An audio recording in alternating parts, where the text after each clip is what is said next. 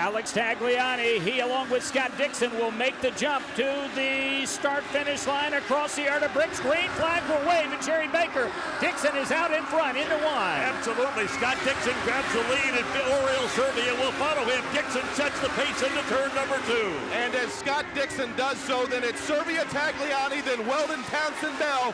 We watch as everybody safely makes their way through turn number 2. Scott Dixon into turn number 3. Dario Franchitti jumps out of the line 6 positions back. He wants to grab a spot at the setup of the turn. He does so. He moves up to 1. The leader already in turn 4.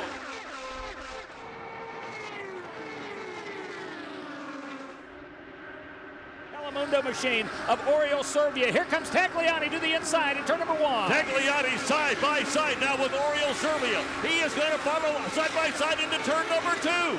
And Oriole Serbia, the Spaniard, Alex Tagliani, the French-Canadian, side by side out of 2. 10 car lengths behind Scott Dixon. That battle is for second. The number 43 car of John Andretti has moved up to 12th position already. Andretti has moved up to 12th in car number 43.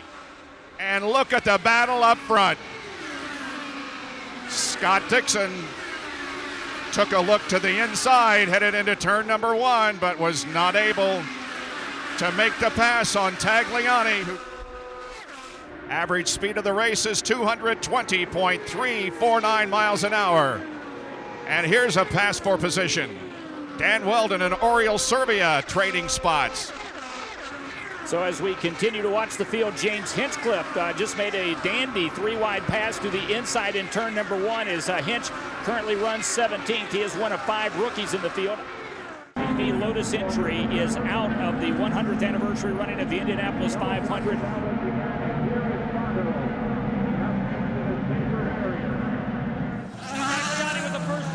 He is in and out, and he wins the race off pit road. Townsend Bell jumps up to 3rd, then Oriole Serbia. Scott Dixon got out 2nd. The 12 car of Willpower, one of the heavy favorites, is going to have big time trouble here. Got a green flag side by side, Jerry Baker. The battle for the lead in 1. Tagliani, these are the first laps he's ever led, but he may not lead this one. Scott Dixon has taken the lead. Dixon tips out in front of Tagliani, and a big crash down in turn number 1 down here.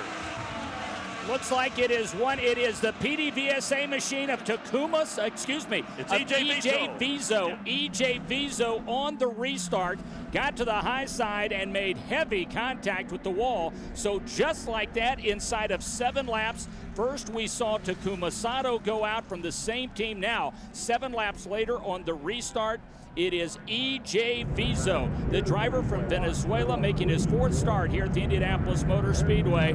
So we are under caution for our 2nd time in 7 laps.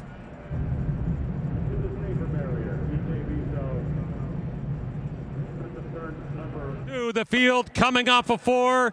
Watch them go, trying to give each other some space as they go 2 wide through 4. Now settles down, and to the inside, Alex Tagliani's trying to make a jump, and he did it. Tagliani back to 1st. Tagliani makes a pass, and he's got the lead back. Tagliani makes the pass around Dixon, so Tags is your leader again to the backstretch. Field settles down, single file, and there's your new leader. Well, for the moment, looky here. Dixon says, I want it back. So Dixon crosses the yard of bricks and makes a solid move. Right.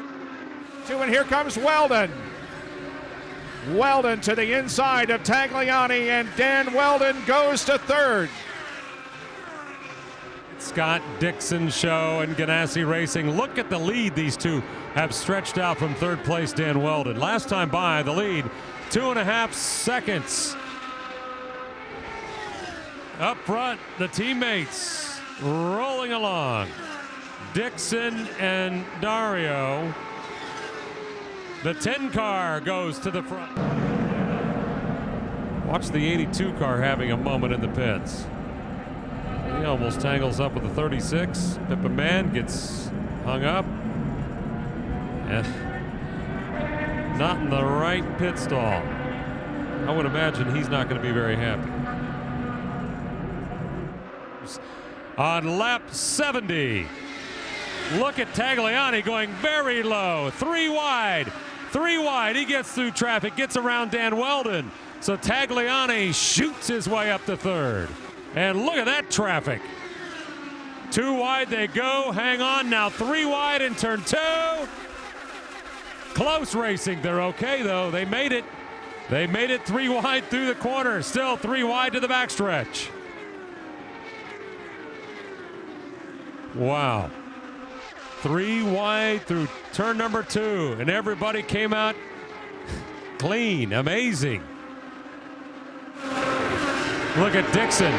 Dixon says, I'm taking over the top spot. So Dixon takes over the lead on lap 72, and he's got a strong car.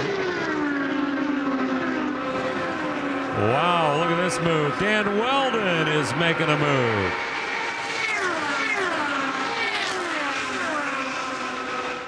Scott Dixon, he's been running 1-2 lately with Dario Franchitti. Second right now. Dixon has led a lot of laps. Dixon with 4 tires. He's going to also make a front wing adjustment, a pretty significant one. And he's a little slow getting out. Almost stalled the car, but he keeps it going. And Dixon is away. Here's a replay. Up in the marbles and spanked it right there. He smacked right into that safer barrier. The 06 car in the wall. Hinchcliffe in the wall. That's the reason for the yellows. You watch it on the video boards. That's the replay. 4 wide off of turn number 4 as we had a car get dangerously close to the wall. It was Ryan Briscoe, Jerry Baker. They head to you in turn number 1. And now it is Oriol Serbia who is keeping up with the leaders. And look at this. Serbia is going to get by Franchitti at the end of the backstretch. And Dario gave him lots of room there. He went up high. Oriol took it low, and he has the lead. So Oriol Serbia. Look at this daring move to the inside. Tony Kanaan starting to charge a little bit. Briscoe has made a move. First and second right together on the racetrack. Setting him up, and he looks to the inside. Dario looking to the inside, and he did it. Dario is your race leader. 129 laps completed, and Dario goes back to number 1. Watch this replay right here. Look at here. Look how close he comes to the wall. He just barely brushes the wall. Here's a replay. He was trying to pass J.R. Hildebrand.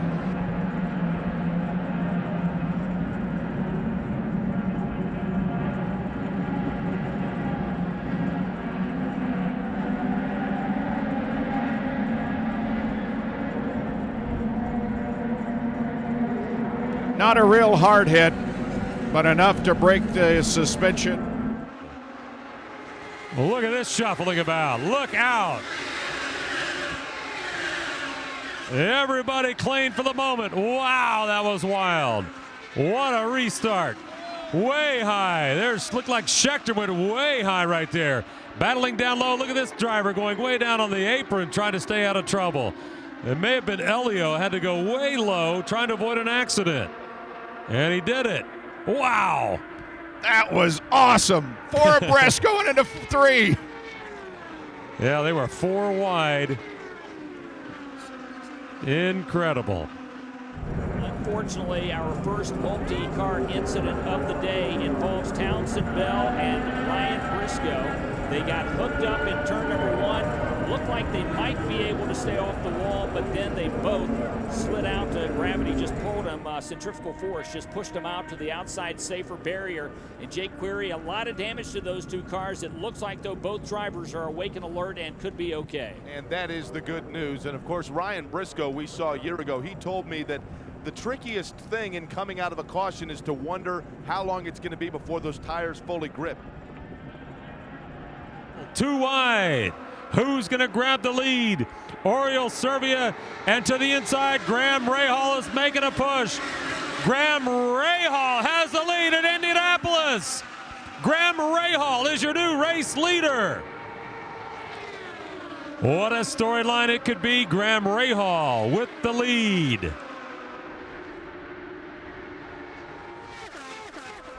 Serbia about to get passed by Tony Kanaan on a charge.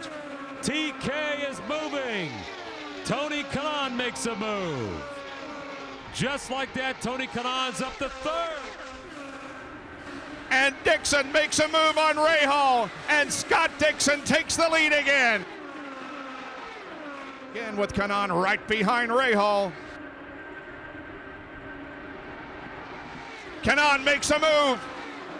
Kanaan is second. Tony Kanaan has taken second position from Graham Rahal. Now Rahal will make a move on Kanaan, and Rahal retakes second. And Scott Dixon slowly making his way down toward his pit box. And watch to see if everything goes smoothly. It takes more time to fuel the car than change tires, so he'll get 4 fresh ones. And there it is. 20 laps to go. 20 to go in the 500. Danica Patrick is your leader. What a race. What a race, Bob Jenkins. What a race as Danica Patrick Thomas has the Schechter lead. is second. Bertrand Baguette is third. And Andretti fourth. And here comes Ed Carpenter in for a pit stop.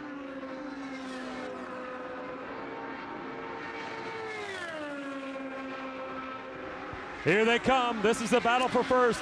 And to the inside, Bertrand Baguette is about to make the move, and he does. A real story. Bertrand Baguette has headed to the pit, so he definitely needs fuel. Here we go, the final few laps. Okay, Nick, Bertrand Baguette is in. Yeah, with David Letterman and Bobby Rahal looking on, Bertrand Baguette does not have enough fuel. He'll come up 3 laps short, Mike.